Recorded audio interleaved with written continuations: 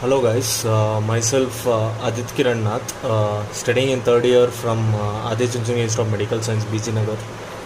So this will be my first class regarding intracellular and extracellular fluid and home extracellular fluids.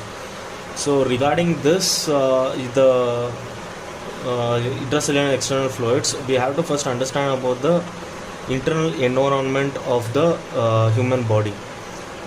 So, internal environment, what is first thing that comes into your mind? The first thing that comes into your mind when we talk about the internal environment is the cell, right? A cell depicting, a typical cell depicting, just a minute.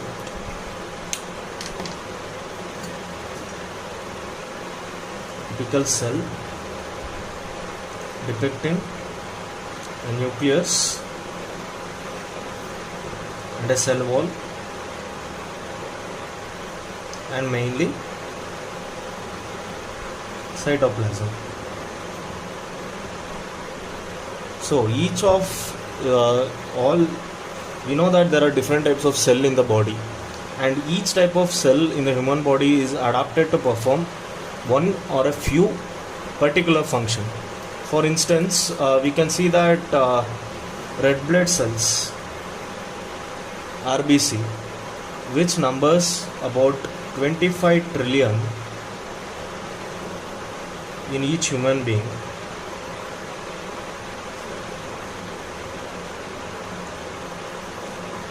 transport oxygen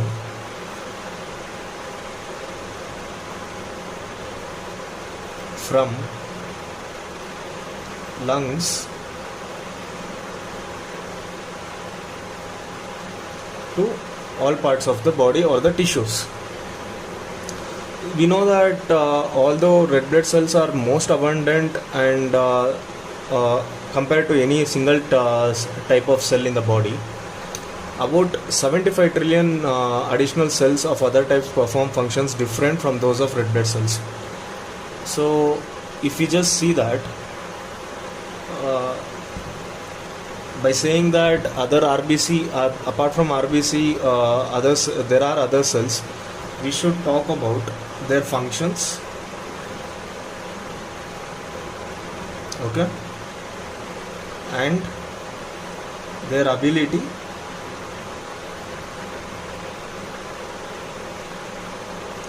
to reproduce cells of their own type.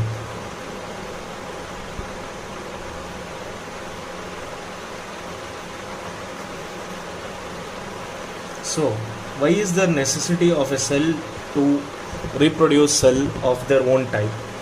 See, we know that every cell is destroyed. For example, if we take RBC itself, the RBC has a life cycle of 120 days. So once this is destroyed, this RBC generation of RBCs and its stages will be dealt in the future chapters while I'm doing about hemostasis or the blood chapter in the physiology. So for now, just understand that every cell has a lifespan and every cell has a particular function, which is very important in physiological aspect, and it has an ability to reproduce cells of their own type because it gets destroyed after a particular lifespan. So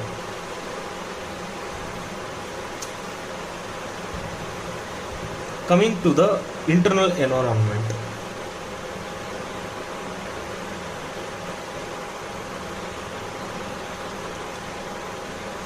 so internal environment of human body. Coming to the internal environment, we know that about 60% of adult human body is fluid.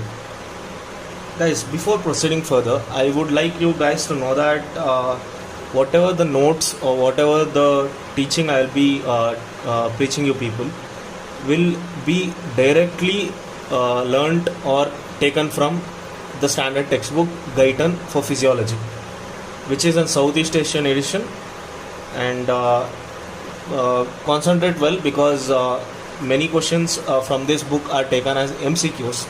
As we know that the CBME curriculum has weightage for MCQs, and for the next exam, that is NEXT, we know that MCQs are going to play a very vital role. So continuing, so 60% of the adult human body is fluid. So about 60% of the adult human body is fluid, in which 1/3 of the 60% belongs to extracellular fluid, that is ECF, and the remaining 2/3 belongs to ICF, in which we can clearly say that 20% is of the extracellular fluid and 40% is for the intracellular fluid. So what is the main difference between intracellular and extracellular fluid? The main difference we can see between ECF and ICF is that the constituents, the main constituents of ECF and ICF. ICF mainly, here we can see that a cell has a cytoplasm and there are fluid present inside the cell and there are fluids present outside the cell. There is a need for maintenance of gradient, which I'll be dealing with in the further chapters. So for now, just understand that there are two types of fluid circulating always in the human body to maintain a gradient and to transport ions and to maintain a proper gradient, for the reason that the transportation to happen. So ECF, which is outside the cell, typically constantly circulating. They have constant motion throughout the body and it is transported rapidly throughout the body, circulating throughout the body, and it's mixed between blood and tissue fluids by diffusion through the capillary walls. For example, this is the capillary walls.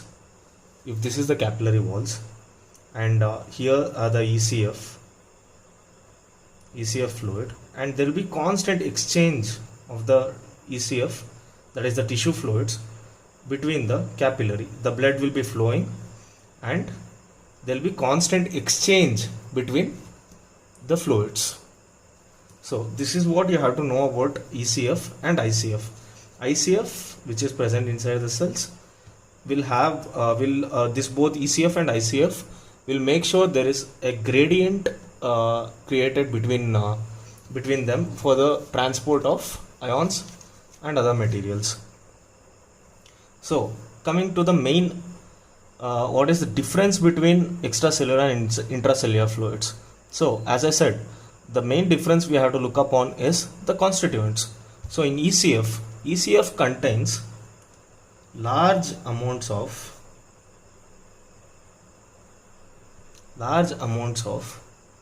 sodium chloride and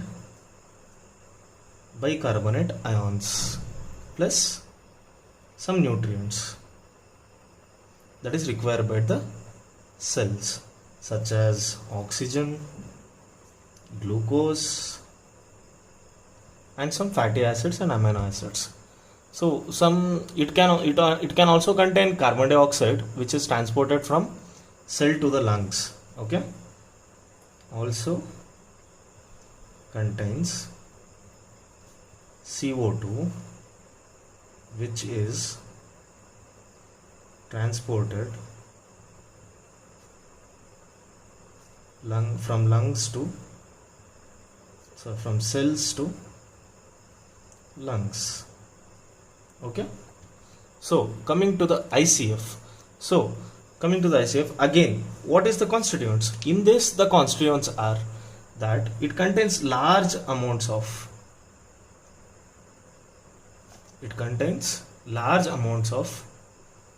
potassium, magnesium and phosphate ions instead of which sodium chloride and bicarbonate ions.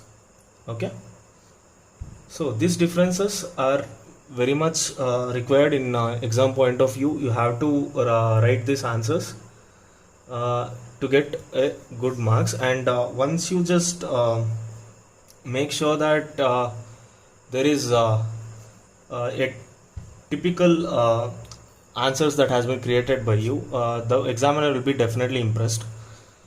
Mainly what you have to focus on is that studying standard books is one side, and creating answers from them is another side. So for example, here normally ECF and ICF is asked for as 5 marks question. So now if you just write this much, this isn't enough. For your understanding, this is what I have written, but if you need more, I'm gonna give some 2 or 3 more points right now. So for the differences, as I had said before only, that ECF is normally found outside the cell and ICF is normally found inside the cell. This is one point. And the second point is that ECF contains large amount of NaCl and less number of potassium, and ICF contains large amount of potassium and almost nil amount of sodium. So this also contains carbon dioxide, which is transported from cell to lungs, which is at ECF. ECF, as I said, it is in direct contact with the capillary bed, which exchanges its constituents between the capillaries that flows through the blood and reaches lungs, and we can easily say that it transports CO2 from cells to lungs. So for other differences, so ICF contains about 55% of body fluid, and ECF contains about 45% of body fluids. So I hope this lesson has been useful for you people, and as this is my first video regarding this topic or the subject, so I would like to request you people that if you like my video, if you think that you learned something from this and you would like further videos to be coming up, please like and subscribe to my channel. Thank you.